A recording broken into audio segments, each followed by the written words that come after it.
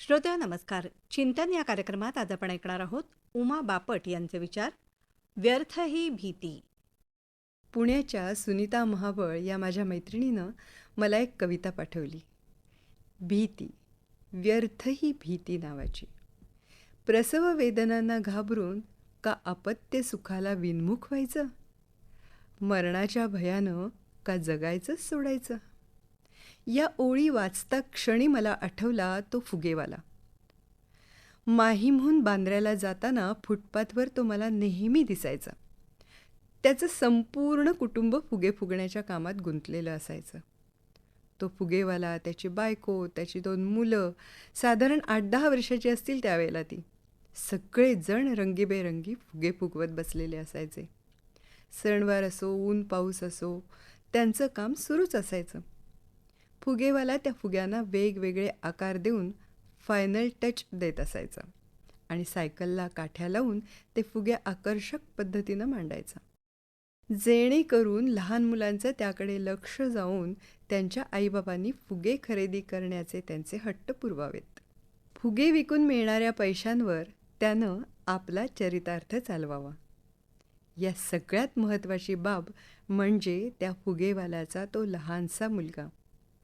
आई वडील भावंड फुगे फुगवत असताना तो 2 वर्षाचा लहानगा फुटपाथवरून इकडून तिकडे दुडूदुडू चालत फिरत असायचा. मध्येच आईजवळ जायचा, तीही त्याला मायेनं कुरवाळायची. पण त्यानं तिच्या हातातल्या फुग्याला जरा हात लावला की मात्र ती आई त्याला दूर करायची. त्याची भावंड देखील तसंच करायची. आपल्या वडिलांनी तणात खोचलेले ते रंगीबेरंगी फुगे वाऱ्यानं डोलले म्हणजे त्यांच्याकडे बघून तो टाळ्या वाजवायचा, खुदूखुदू हसायचा.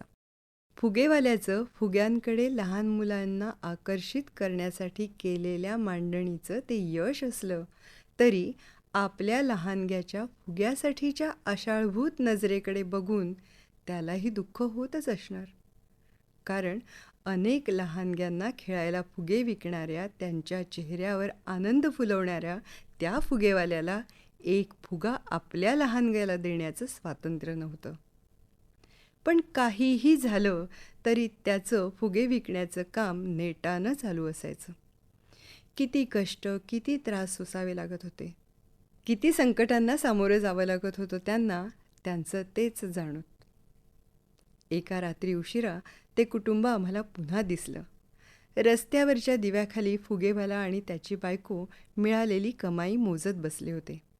त्यांची मुलं तिथंच बाजूला फुटपाथवर झोपी गेली होती. बायकोनं कमाईच्या रकमेचे 3 भाग केले.